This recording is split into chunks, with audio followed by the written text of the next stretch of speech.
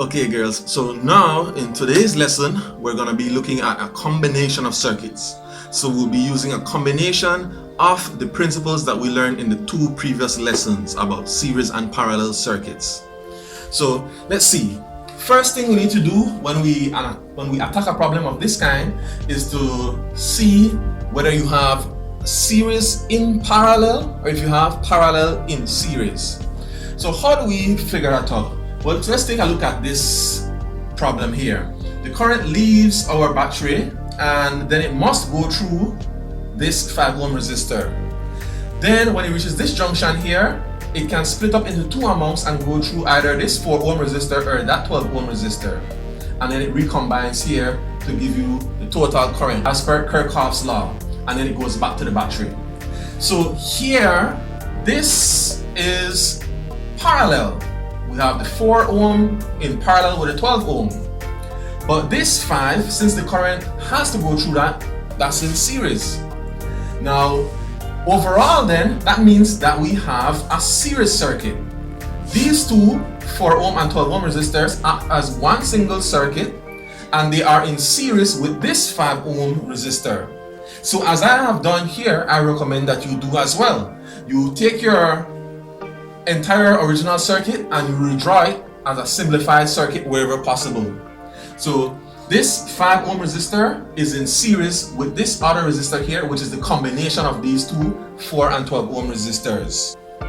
So the first thing we need to do then, in order to find this current value, which is the total current, is to find the total resistance. So how do we do that? First, we need to find the resistance of these two in parallel. So we use our parallel formula. 1 over R1 plus 1 over R2. So we add 1 over 4 plus 1 over 12. That gives us 1/3. So to find the resistance of these two combined, then we find the reciprocal of 1/3, which is 3. So this counts as a 3 ohm resistor. This is in series with the 5 ohm resistor, so we use the series formula now for resistors. We simply add these two resistances. So 3 and 5 added together gives us 8 ohms. So all together, these 3 resistors add up to 8 ohms of resistance. What is going to be the total current? Well, it's the total voltage divided by the total resistance. So 12 volts divided by 8 ohms gives us 1.5 amperes. And here we notice that this first ammeter is connected in series with the 5 ohm resistor where all of the current passes through. So that total current of 1.5 amperes is also the reading on this first ammeter, that's I1. Next, how do we find how much current passes through the 4 ohm resistor and how much passes through the 12 ohm resistor? Well, to figure that out, we can work it a number of ways, as I will show you, of course. But the first way, using inverse ratio. Before we get to that, let's see how much current do you expect to go through the 4 ohm resistor compared to the 12 ohm resistor. Should it be more current or less current? Think about that. Stop and pause for a moment. So if this is less resistance and it's in parallel with the 12 ohm resistor, then according to Ohm's law, it should get more current because current and resistance are inversely proportional to each other. So whenever we work this out, we should expect that A2 would be a greater value than A3. So let's see, using inverse ratio, we simply add these two resistances together, 4 and 12, that adds up to 16. So we're taking this 1.5 amperes and we're sharing it up into 16 parts. How many parts will the 4 ohm resistor get? Will they get 4 out of that 16? No.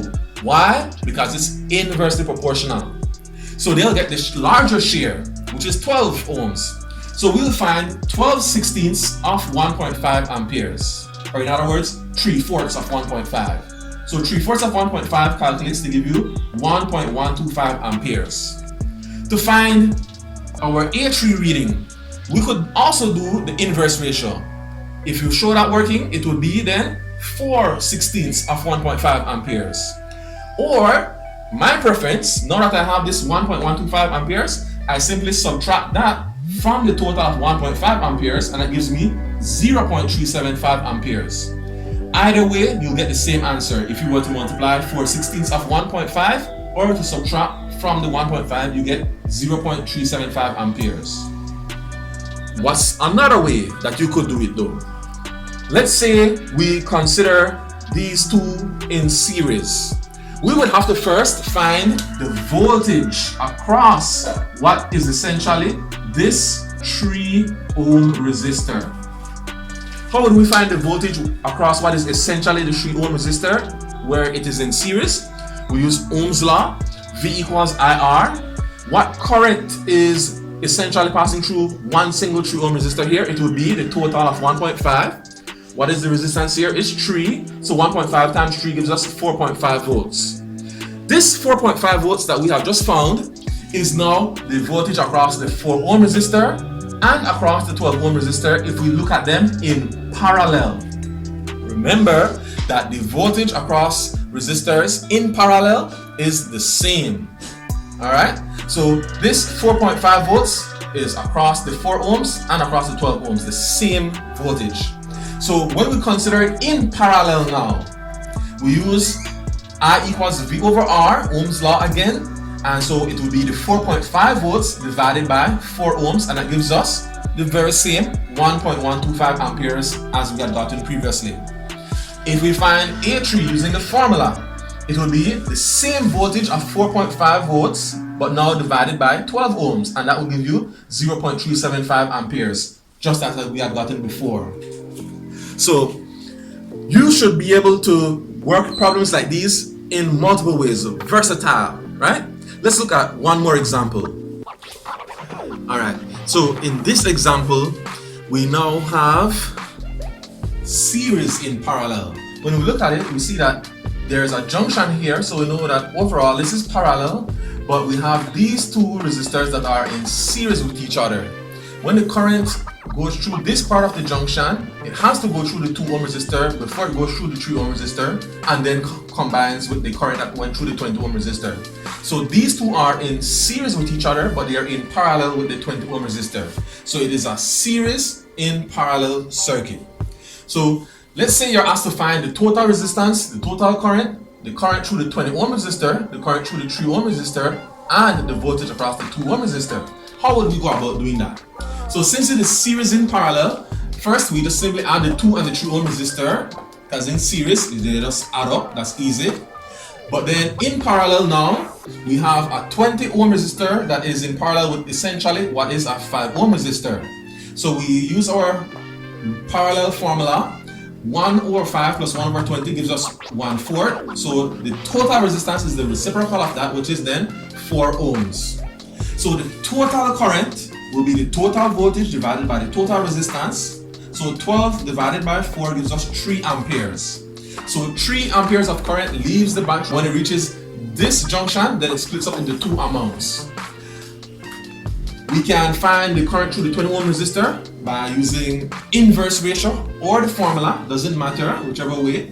Let's say we use the inverse ratio, we'll add 20 plus the 5, right? And that gives us 25. So the 20 ohm resistor is going to get not the lion's share, the bigger amount, it's going to get the small share, only 5 out of the 25 of that 3 amperes. So that gives us 0.6 amperes.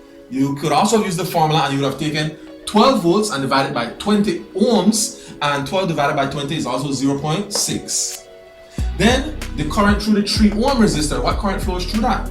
Well, we could do that easily. We could find it using the inverse ratio formula or the regular V equal IR, or easiest to me, simply subtract. 0.6 taken away from 3 gives us 2.4 amperes. Next now, how do we find the voltage across the 2 ohm resistor? Well, you might want to say, oh, that's easy, it's just 12. But no, it's not. 12 volts is across both of these resistors, the 2 and the 3 ohm. But because these are in series with each other, then it is split up. How is it split up? Well, remember in series, the voltage varies directly with the resistance. So we can use our direct ratio method where we add the 2 and the 3, and that gives us 5. And now here, because it is directly related, then we use 2/5 of the 12 volts. So 2/5 of 12 gives us 4.8 volts. If you wanted to use the formula, then you would say, okay, V equals IR, But here, the current that goes through the 2 ohm resistor is the same current that went through the 3 ohm resistor because these two are in series with each other. Remember that in series, the current is the same. So the current through the 3 ohm resistor of 2.4 amperes is the same 2.4 amperes that we use for going through the 2 ohm resistor. And then its resistance is 2 ohms, so 2 times 2.4 also gives us 4.8 volts. So with that, then you should have all the versatile tools to work any of these problems. Hopefully you understood, and hopefully I didn't confuse you by showing you multiple ways. If there is one way that you like best, then you can stick with that, but I highly recommend that you try different ways so that you can be versatile.